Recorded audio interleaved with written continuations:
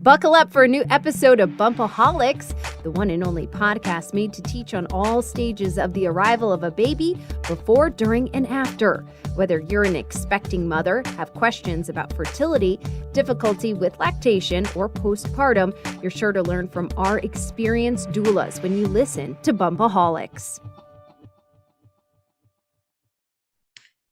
All right, genetic testing. We're doing the fun topics for chapter 5.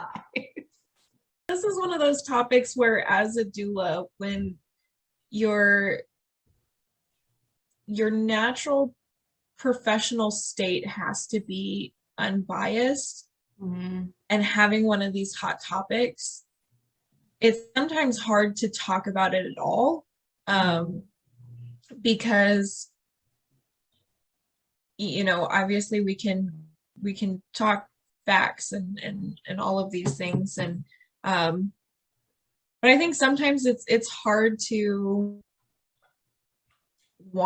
feel comfortable talking about our own opinions, you know, because we're, at least for me, I have been so ingrained to be unbiased that, you know, when we talk about these things, you know, in other settings, it's like, I have feelings and I don't know how to express them properly because I'm not talking with a client, so I can talk about what my feelings are. So yeah, genetic testing has a couple of different things that, you know, go back and forth on. For her specifically, you know, she was looking into Down syndrome because she was labeled AMA. And people who are labeled AMA are more likely to have a child with Down syndrome. And so she was talking about researching, you know, the potential of having a baby with Down syndrome. What would she want to do about that? And she really wanted to know as much as possible before the test came back, because if it came back positive, then she needed to make a decision very quickly about whether or not she wanted to keep the pregnancy. And so it was really interesting, her walking through and talking about where her mind was. She didn't talk about the accuracy of the test. From the way that she wrote, it seemed like she just kind of assumed that the tests are accurate. And for Down syndrome, it is actually proven to be pretty accurate. It's the other things that it tests for that it's wrong an average of 85% of the time for some of these different genetic changes. I don't necessarily want to say disabilities that it tests for. And so because she was specifically talking about Down syndrome, which it has been relatively accurate on their testing. And so she talks about trying to do all this research to make a decision on what she wanted to do, and having a really hard time with her partner, who did not want to do the research with her. And I found that really interesting, reading that dichotomy where she was going through and sending him very specific articles that she wanted him to read, and even went to the library and checked out the book that she wanted him to read and set it on his nightstand, and he didn't read it. And he said he just didn't feel the need because he had already made a decision. He didn't need to read on it anymore or at all. He had just made a decision, and that decision was to respect her decision because it was her body.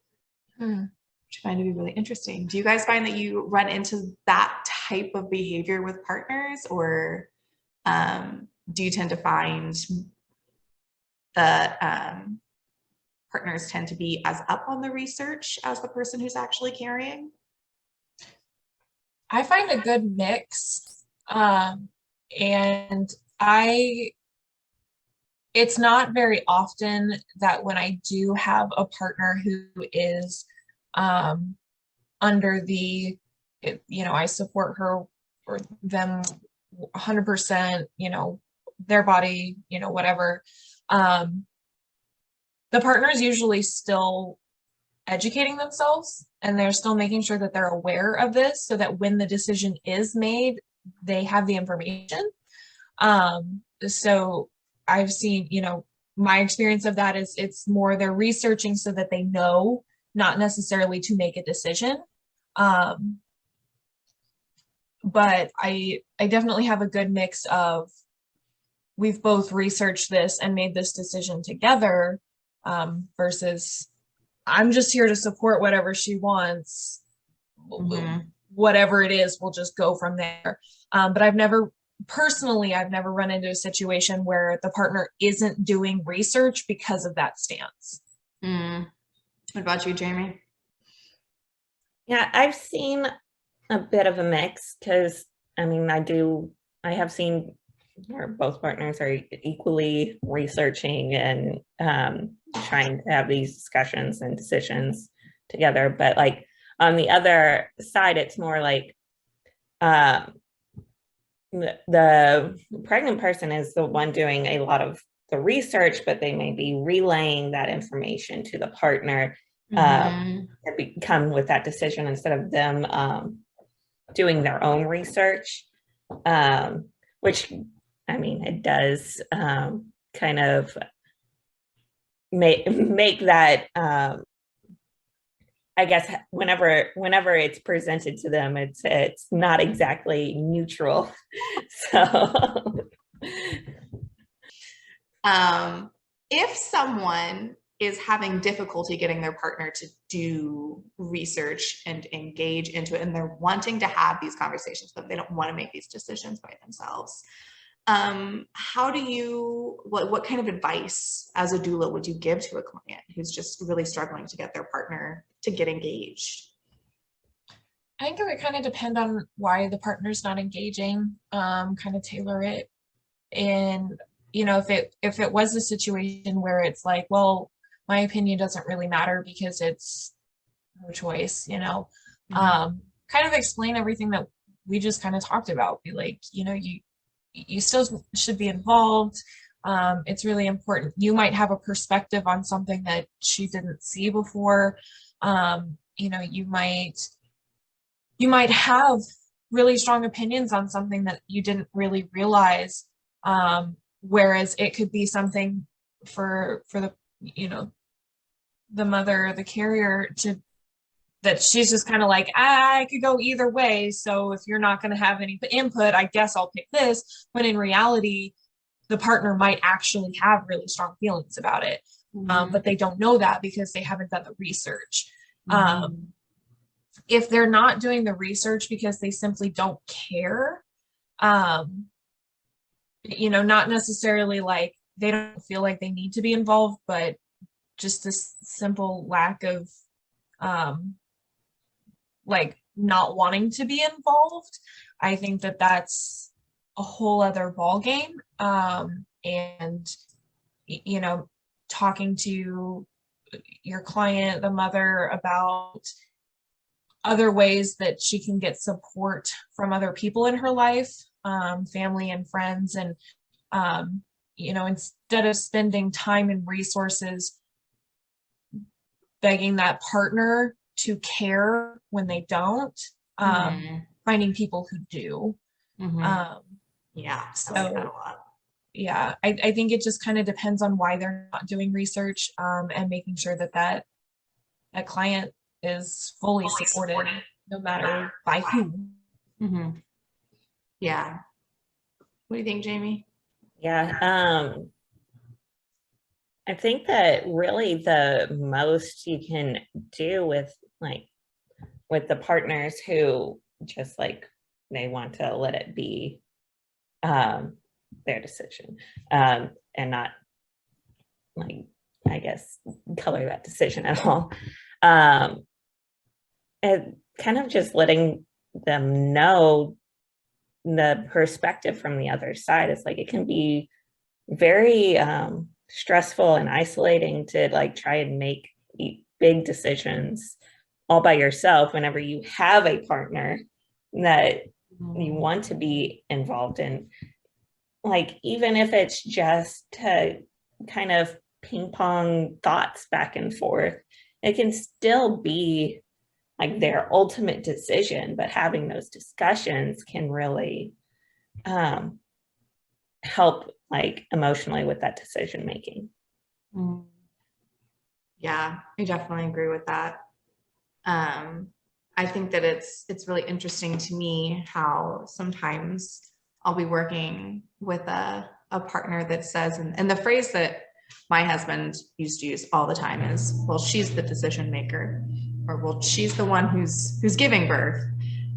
You know, and he says that for a lot of things in our marriage, and we have kind of a division of mental labor. There's some things, like if you ask me about cars or the type of lawnmower that we have, or a lot of things that have to do with cooking, what type of seasoning, I don't care. Kagan's the decision maker, and the seasoning's in the kitchen. He seasons our food. I don't care. So we have a kind of a mental division of that labor. And I found that the more birth work that I've done, the more that I have seen partners suddenly care in the birth space, because they realize that the decision maker is not in the front of their brain as much. They're not making decisions. They're not there to answer questions mentally because they're in their head. And suddenly it matters because the decision maker is not making decisions. So it goes to number two, and number two is the partner. And being able to kind of present it to them that way of, well, I understand that they're a decision maker, but at the time, more than likely, they're not going to be able to communicate that. So it'd be really good if you, as their support person, started supporting them now, so that you don't end up a deer in the headlights in the birth space, and you don't know what's going on.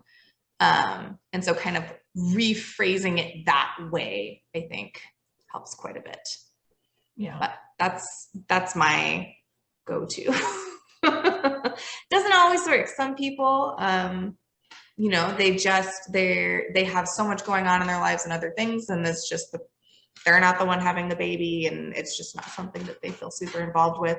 And for him, it was, I've already made the decision. I don't feel the need to research it. But she wanted to have the conversations. And so I found that really interesting, and definitely brought up a few different clients that I've had in the past that came in my head where I thought, I wonder if that's what was going on. If they've already made the decision, they already know, so they don't feel the need to research it or read into it at all. So that's chapter 5. You did it. Chapter 5 was chock full. Chapter 6 was no better. Girl, and you made us add chapters. What are you doing? Oh, Thank goodness chapter 4 wasn't about birth. Oh yeah, we got to skip a whole one. All right, so chapter 6 starts with the cascade of interventions theory. Jamie, do you want to tell us what that is? Yeah, the cascade of interventions simply is you have like one simple intervention that happens that then triggers another intervention to happen.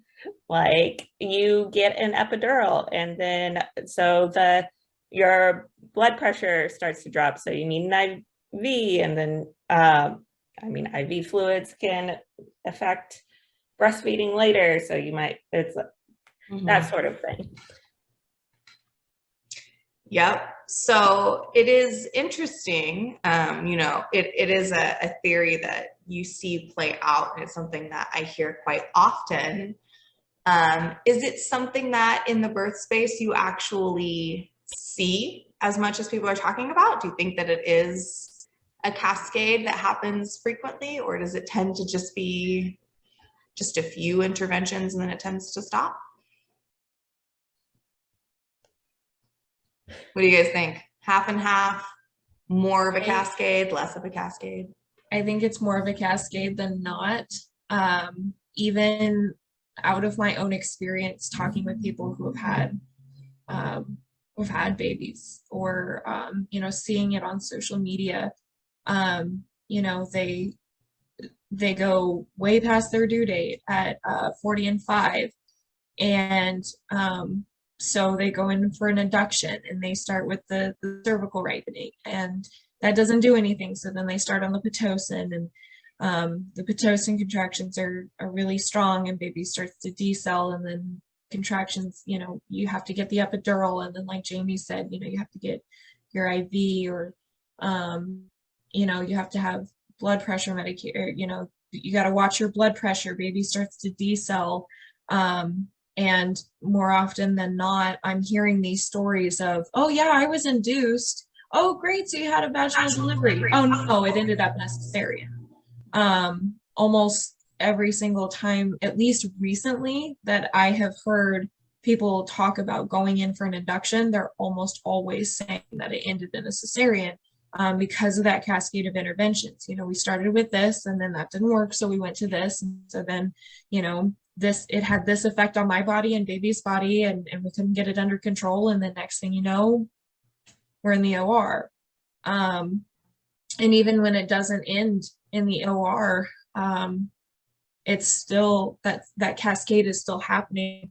A lot of times people who are going in for wanting unmedicated deliveries, going in for an induction, almost always end up with an epidural because Pitocin is so strong. Those contractions are intense. They're not at the same level as without Pitocin contractions. And so some level of pain medication usually ends up happening.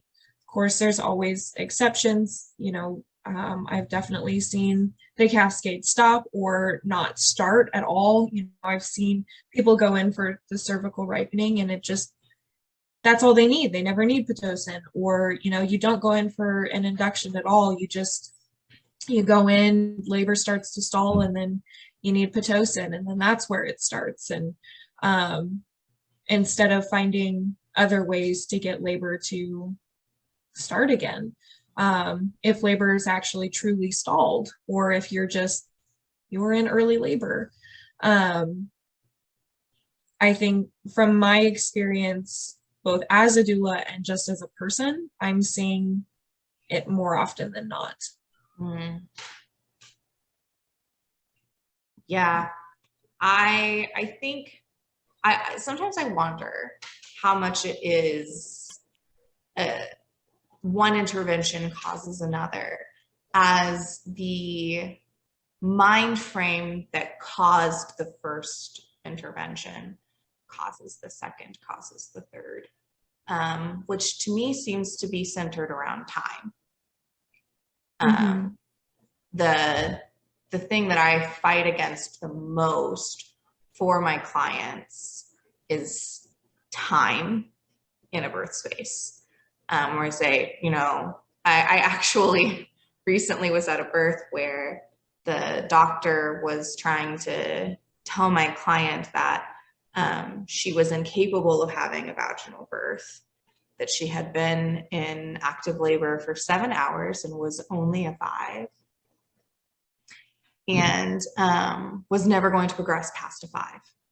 So I've been doing this for 20 years. And you can do what you want, but this baby isn't coming out, and I will eventually see you in the OR. So I turned to him and I said, are you saying she's in active labor? She's been having contractions for 7 hours. Of course she's in active labor. That's really interesting, because I was just talking to the nurse and she was explaining to me that she's not in active labor, because to be in active labor, you have to be a 6. And explain the difference between a manual 4, because we used a dilation tool, and a natural 4. She's a 5 if we're pushing it. And he got very angry at me. Well, yeah, because you just proved him wrong. Right. And so, well, him or his nurse, and she was right, by the way. And so it's just very interesting, because you can't diagnose somebody with failure to progress, which is what he was saying, until they are in active labor for at least 4 hours. And so she wasn't in active labor at all. Not to mention early labor, 7 hours, not that long. And this just ended up being a constant thing with this particular doctor. But this particular client was she knew she was having a vaginal birth and ended up having a vaginal birth, and he had to apologize when he caught the baby. It was very satisfying. Good. I seem to remember this one, and I'm just feeling justified. It was crazy. It was crazy. But it was a 3-day induction, because inductions take a long time. and he just didn't want to do a 3-day induction, in my opinion.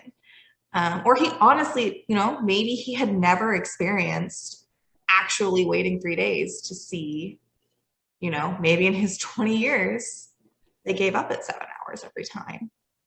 And if that's your experience, if she'd given up at, 48 hours even, then it would have been, well, what a waste of time. But when you wait the full 56, there's baby. So I find that really interesting. And so sometimes I kind of wonder how much both, did the medicine that we gave them stress out the baby, or especially breaking the waters. Now we're on a clock. So there are some things that I think, okay, yeah, that was probably like pretty distinctly a cascade of interventions. But sometimes I wonder how much it is, we just need to give this person time, before we move on to the next intervention. But I don't know. Could be both. Yeah, I think that the setting a time frame on labor is kind of an intervention in and of itself. I mean, the evidence that we've gone off of to make these timelines was not great. And I mean, we should know better than to have these women be on like labors like on such strict timelines.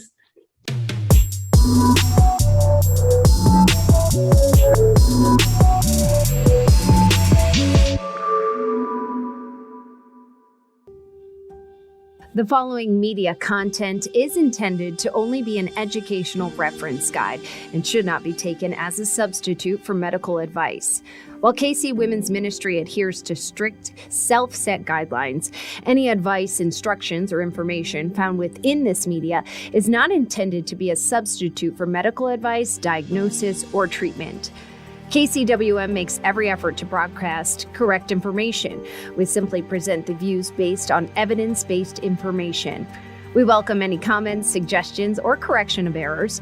We are not sponsored by drug or device companies. By listening or viewing this podcast, you agree not to use this podcast as medical advice to treat any medical condition in either yourself or others, including but not limited to patients that you are treating.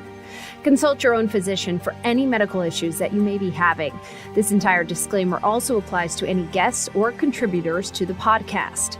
Under no circumstances shall KC Women's Ministry, any guests or contributors to the podcast, or any employees, associates, or affiliates of KC Women's Ministry be responsible for damages arising from the use of the podcast. Viewer discretion is advised.